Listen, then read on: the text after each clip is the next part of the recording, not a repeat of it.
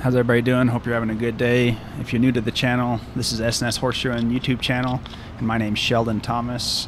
I'm a certified journeyman farrier, and this horse I'm working on today is a horse that came into a vet clinic that I was doing an externship at. So I'm also a vet student, and I was up at this vet clinic doing an externship, and this horse came in for a lameness exam, and then they asked me to shoe the horse. So I'll explain, I'll show you some x-rays and explain why I decided to do what I did with the shoeing package that I put on him. Fortunately, I didn't get to be there for the lameness exam, but I'll kind of give you the quick story of what they did. So when they came in, they saw that he was lame, and then they put a little bit of local block, like maybe what you get at the dentist, put a little bit of lidocaine or carbocaine or something like that on a nerve, and did a PD block. And so that PD stands for palmar digital nerve. And so that nerve innervates the back half of the foot and the solar surface, the part that you could see me knifing out there a second ago. And once they blocked that nerve, he wasn't lame anymore, or he was less lame. So what that tells you is that his pain or his lameness is somewhere in the back of his foot or in the solar part of his foot. And so that could be an abscess, that could be the famous navicular disease.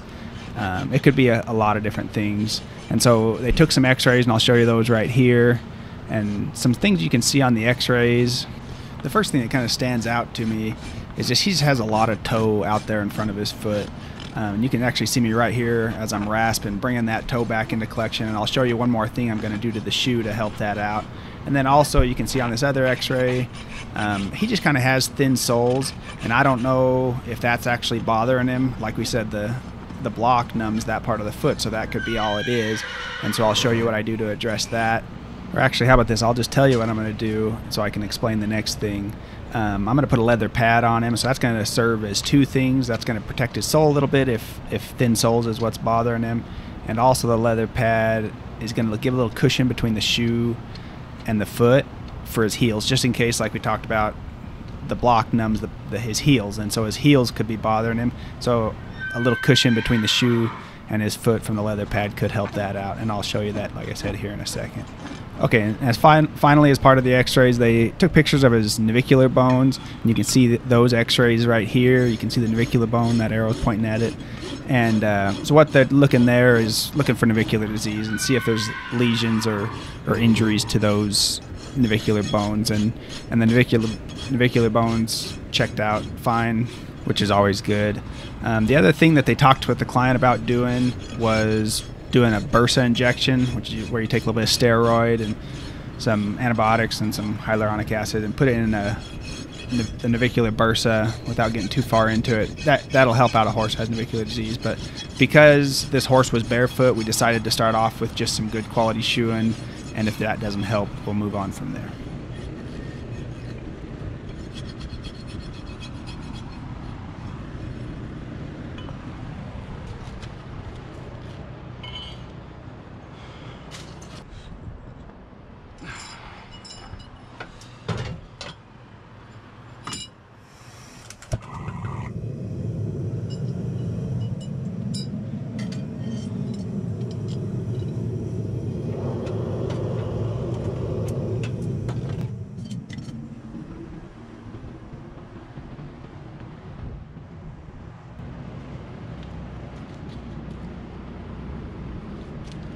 Okay guys, so remember a second ago I talked about bringing the leading edge of the toe back, that on the x-rays it showed that the toe was too far out in front of the foot. So I'm putting like a little rocker into the toe. I already collected up the toe and brought it back, but you can only do that so much. And so the next mechanic that I'm going to put into the shoe, and I'm just preparing the foot for it, I'll show you what I do to the shoe here in a second. So I'm putting a rocker in it, and you can call that bringing the leading edge of the foot back. You can call it breakover, you can call it leverage, call it what you want.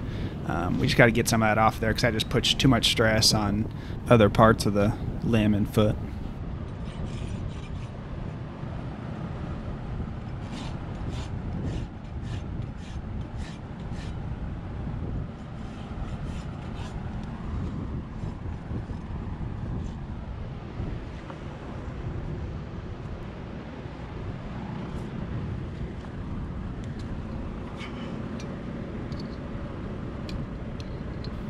as you can tell, I'm still trying to learn how to use a ruler, so take what I say with a grain of salt, I guess. All jokes aside, if you guys want to see some more little videos and pictures of what I do, give us a follow on Instagram or Facebook. I'll leave links to that there below. And I'll try to keep you updated with what's going on with the family and with vet school and horseshoeing. So if that's something that interests you, go over and check that out. Back to what we're doing here. A little advice for if you're just getting started shoeing horses and you're having trouble shaping shoes, whether it's cold or hot, make sure you're starting with your toe of the shoe, because if you go and get the heels right and then have to adjust the toe, you got to go back and refix the heels. So that might be a little tip there that helps you out if you're struggling with shaping shoes, which is when you're first getting started, that's kind of one of the tougher parts of it. You go back and forth to the stall jack or anvil a bunch of times. So right here you saw me a second ago rasp a rocker into the toe, and so I just put a rocker right there into my shoe, and that's how I like to do it. Set it over the edge of the anvil like that, and it just bends the tip of the shoe up, and that brings the leading edge of the foot back, and what some people call eases break over, or takes leverage off of the foot.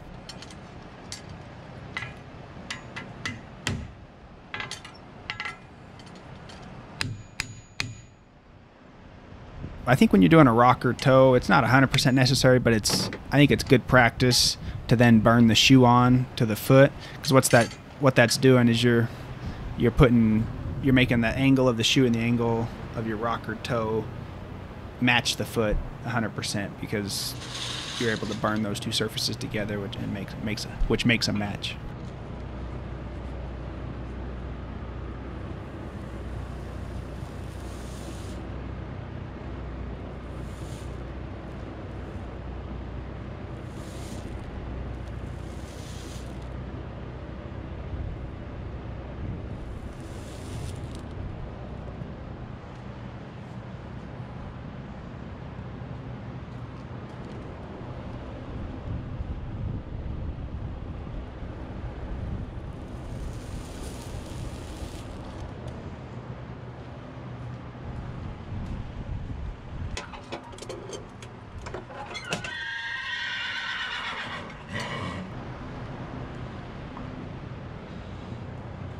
Pretty good. She's doing dang good. Really good, yeah.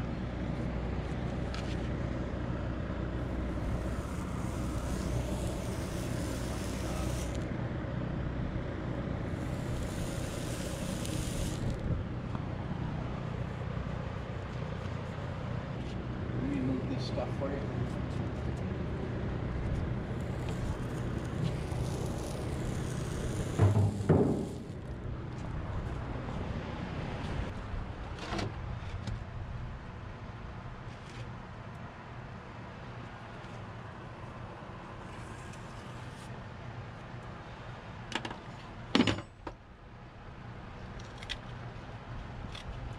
So what I'm doing here, like I mentioned earlier, I'm going to put a leather pad on this horse, which is going to serve two purposes, like I mentioned, just in case his lameness is coming from having thin soles and maybe a little sole soreness. So that'll give a little extra layer of protection there. Then also this leather pad's going to give a little cushion between the shoe and his heels and I guess his whole foot, and so that could also help him out. And I like a leather pad better than a plastic pad. I actually try not to use pads more than I have to. But I like the leather pad. It tends to breathe a little better, just being a natural material. It had a little natural cushion to it. And also, the products that they use to tan leather are antimicrobial, because that's a way of preserving the leather, because the leather is an animal product, and so if they don't put that in there, the bugs and stuff will just eat the leather, which also helps keep fungus and bacteria and stuff off the horse's foot. So that's another good feature of leather pads. But the biggest reason I like those over plastic pads is they're just more breathable. Sometimes you'll take off a plastic pad and they just get a lot of grime and nasty stuff under the pad. And so anyway, that's why I'm using a leather pad instead of a plastic pad. You saw the way I used the shears, and I traced out the pad and used the shears to cut the pad. I've found that's a pretty good way of doing it without having like a pad cutter or something. I've tried cutting them with my nippers and stuff. I'm sure you farriers have tried that, and that's kind of miserable. So that's a little recommendation. Those shears are pretty cheap. Go to a hardware store and get those, and that works pretty good. And then take it to the grinder and make it fit the shoe real good. Or if you don't have a grinder, take your rasp and rasp it along your shoe, and it'll get your pad to fit real good. So you can see this stuff I'm putting in there. It's a type of sole pack. I actually use Rate HOOF packing is the brand. I don't know that there's anything special about that, but it works pretty good. There's a lot of products out there that work equally as good. And something that I contemplated when I was putting shoes on this horse was you'll kind of see he's kind of got small frogs. Maybe he's had some problems with thresh in the past or something that's kind of caused his frogs to atrophy a little bit.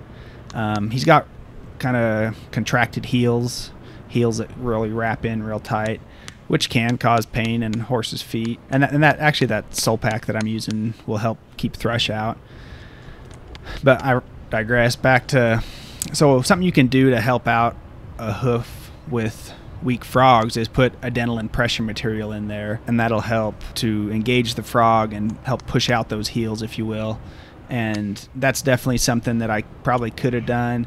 The reason I decided not to, it's just a little scary if you have a horse that has heel pain and then you go put dental impression in there that puts a little bit of pressure on the frog and engages the frog. You could be causing pain from putting dental impression material in there, so it's just kind of a catch-22, and I decided not to do that and to just go with the sole pack.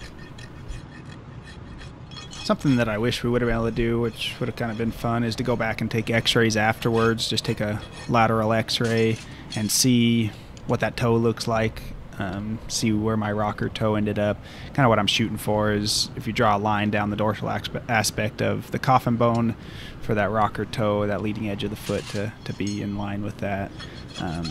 Unfortunately, we didn't get to do that. Maybe someday when I'm a vet I'll be able to play around like that. But here's a little side view. You can see how that rocker toe takes leverage off the front of the foot as that horse steps.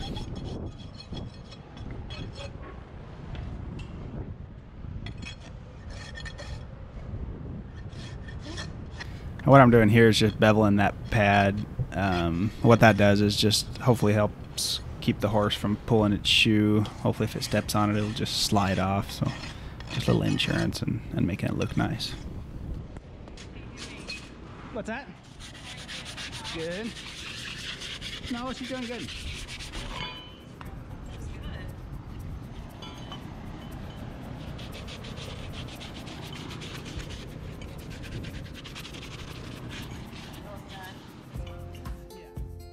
Okay folks, that's all we got for you this time. Here's some pictures of how things turned out. Hope you enjoyed that. And don't forget, remember who you are. Don't do anything I wouldn't do. Be kind to those around you, and we'll catch you next time.